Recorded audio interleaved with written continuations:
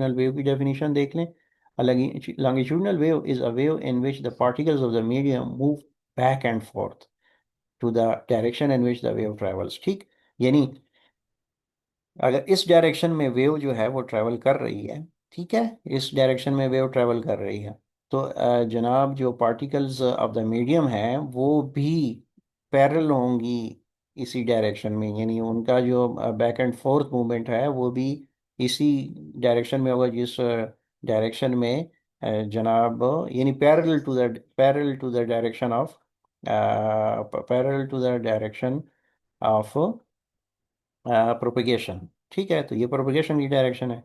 तो और ये देखें इसके साथ बिल्कुल पैरेलल है। तो ये बैक एंड फोर्थ पार्टिकल्स के मीडियम जो हैं वो हो रहे होते हैं, सही है। अच्छा, एग्जाम्पल देख लें। Example, for example, if we take a springy, sorry, if we take a spring slinky, इसको स्लिंकी भी कहा जाता है, ठीक है ना।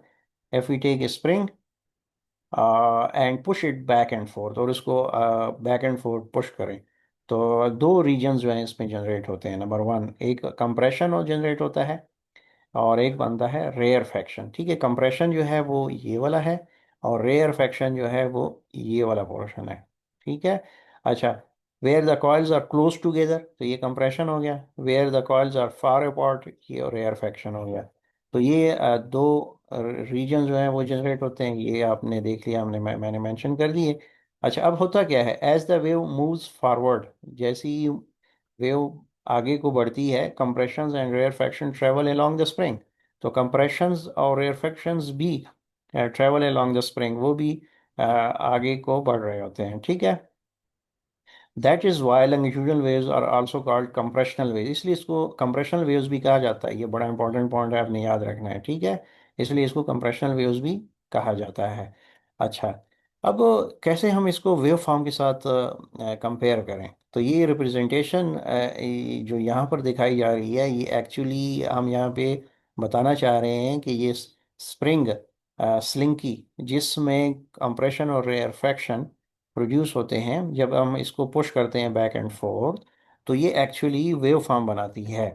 ठीक है, तो इसको समझने के लिए ये वेव फॉर्म मैंने ड्रॉ किया हुआ है।